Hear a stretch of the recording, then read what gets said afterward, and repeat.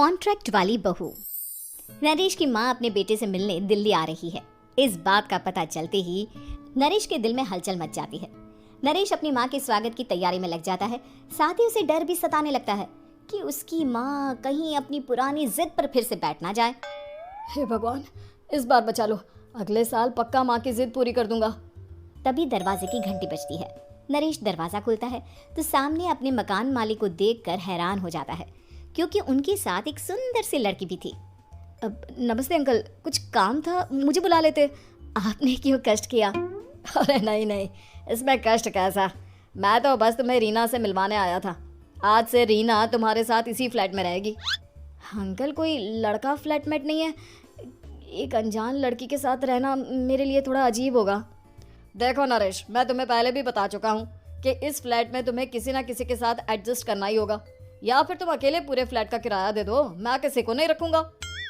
नरेश अपने मकान मालिक की बात सुन के रीना के साथ रहने के लिए तैयार हो जाता है, पर अंदर ही अंदर उसे ये बात खाने लगती है कि वो अपनी माँ को क्या जवाब देगा जब उसकी माँ रीना के बारे में उसे पूछेगी।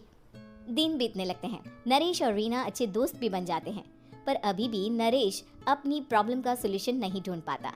एक दिन नरेश बहुत परेशान सा बैठा होता है। तभी रीना उसे पूछती है, क्या हुआ नरेश, तुम काफी परेशान लग रहे हो, सब ठीक तो है ना? हाँ, सब ठीक है, बस एक छोटी सी प्रॉब्लम है। वो एक्चुअली 2 दिन बाद मेरी माँ मुझसे मिलने आ रही है। अरे, तो इसमें प्रॉब्लम क्या है? ये तो खुशी की बात है। हाँ रीना, बट मेरी माँ एक जिद लेकर बैठ गई है कि मैं शादी कर लूँ, पर मैं अभी इस चीज़ के लिए तैयार नहीं हूँ। ऊपर से जब वो तुम्हें देखेगी तो 100 सवाल करेगी, क्या जवाब दूंगा? अरे, इसमें कोई टेंशन वाली बात नहीं है। मेरे पास ना इस प्रॉब्लम का सोल्यूशन है, जिससे ना तुम्हें शादी करनी पड़ेगी और ना ही तुम्हारी माँ मेरे बारे में कुछ पूछेंगी। रीना की बात सुनकर नरेश सोच में डूब जाता है। वो सोचता है कि रीना खुले ख्यालों वाली लड़की है, कहीं माँ को सच बता ना दे। नरेश को सोच में डूबा देखकर रीना कहती है, अरे क्या हुआ, किस सोच में पड़ गए? डोंट वरी, जैसा तुम सोच रहे हो ना वैसे कुछ भी नहीं है। मेरे पास एक प्लान है। मैं कुछ समझ नहीं पा रहा हूँ, कैसा प्लान? मैं समझाती हूँ। हम ना एक कॉन्ट्रैक्ट मैरिज कर लेते हैं। फिलहाल मेरे पास जॉब नहीं है, तो तुम इस रूम का किराया दे देना जब तक तुम्हारी माँ यहाँ रहेंगी, सिर्फ तब तक। और तुम अपनी माँ से कह देना कि मैं तुम्हारी पत्नी हूँ, इससे वो मेरे यहाँ रहने पर कोई सवाल भी नहीं करेंगी। अरे बात तुम्हारी ठीक है, पर माँ से झूठ बोलना, ना बाबा, मैं ये रिस्क नहीं ले सकता। कोई और आइडिया दो ना तुम। देखो, मंजूर हो तो बोलो, वरना सच बता दो, मुझे कोई प्रॉब्लम नहीं है। रीना की बात सुनकर नरेश सोच में डूब जाता है। बहुत सोचने के बाद जब उसे कोई रास्ता नहीं मिलता तो वो रीना के बताए हुए रास्ते पर चलने के लिए तैयार हो जाता है। वो रीना से बात करता है और अपनी माँ की पसंद और नापसंद के बारे में बताता है। रीना भी नरेश की सभी बातों को ध्यान से सुनती है, ताकि कहीं उससे कोई गलती ना हो जाए। आखिर वो दिन भी आ जाता है जब नरेश की माँ उससे मिलने दिल्ली आ जाती है।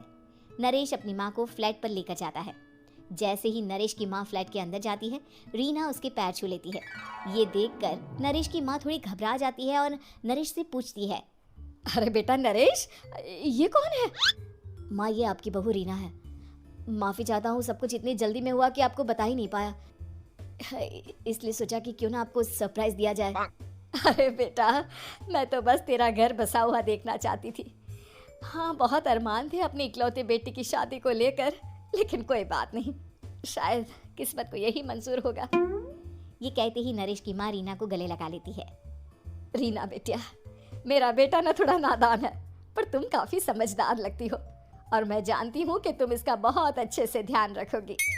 माँ, आप चिंता मत कीजिए, मैं सब संभालूंगी। नरेश की माँ अपने बहू और बेटे के साथ खुशी खुशी रहने लगती है। दिन बीतने लगते हैं। नरेश की माँ और रीना का रिश्ता बहुत मजबूत होता चला जाता है। वो दोनों सारा दिन एक साथ रहती और खूब बातें करती। इधर साथ रहते रहते नरेश और रीना भी एक दूसरे से प्यार करने लगते हैं। दोनों को इस बात का एहसास हो जाता है, फिर भी वो इस बात को छुपा कर ही रखते हैं। एक दिन नरेश की माँ और रीना शादी के बारे में बात करने लगते हैं। रीना बिटिया, ये तो नरेश ने मुझे बिना बताए शादी कर ली, वरना मैं तो अपनी इकलौती बेटी की शादी इतनी धूमधाम से करती कि सारी दुनिया देखती रह जाती। अच्छा माँ, आप ऐसा भी क्या करती नरेश और मेरी शादी में जो दुनिया देखती रह जाती? अरे बिटिया, एक माँ के अरमान तुम अभी नहीं समझोगी। मैं तो अपनी बहू को एक रानी की तरह लेकर आती और शादी भी बिल्कुल शाही अंदाज में करती। पर मेरे तो सारे अरमान ऐसे ही रह गए। खैर, मुझे तो अपने बेटे और बहू की खुशी चाहिए बस। ये कहते हुए नरेश की माँ की आंखों में आंसू आ जाते हैं। रीना भी ये सुनकर ख्यालों में खो जाती है, क्योंकि वो भी मन ही मन खुद को नरेश की पत्नी और उसकी माँ की बहू मानने लगी थी। शाम को जब नरेश ऑफिस से घर आता है तो रीना खुद को रोक नहीं पाती और नरेश के सामने उसकी माँ को अपने और नरेश के रिश्ते का सारा सच बता देती है। रीना की बात सुनकर नरेश की माँ दोनों से बहुत नाराज हो जाती है और घर वापस जाने की बात करने लगती है। तुम दोनों ने मुझसे सच छुपाकर बहुत ठेस पहुंचाई है मुझे। अब तुम लोगों के साथ नहीं रहना चाहती मैं। कल ही वापस चली जाऊंगी अपने घर। माँ, मुझे माफ कर दो। ये सब मैंने रीना के कहने पर ही किया है, वरना मैं भी आपको कभी ठेस पहुंचाने के बारे में सोच भी नहीं सकता। हाँ माँ, हमने ये सिर्फ आपका दिल रखने के लिए किया। प्लीज हम दोनों को माफ कर दीजिए। तुम दोनों ने मेरे अरमानों के साथ खिलवाड़ किया है, और वैसे भी मुझे अपने बेटे के लिए एक अच्छी लड़की ढूंढनी है, इसलिए मेरा यहाँ से जाना ही बेहतर होगा।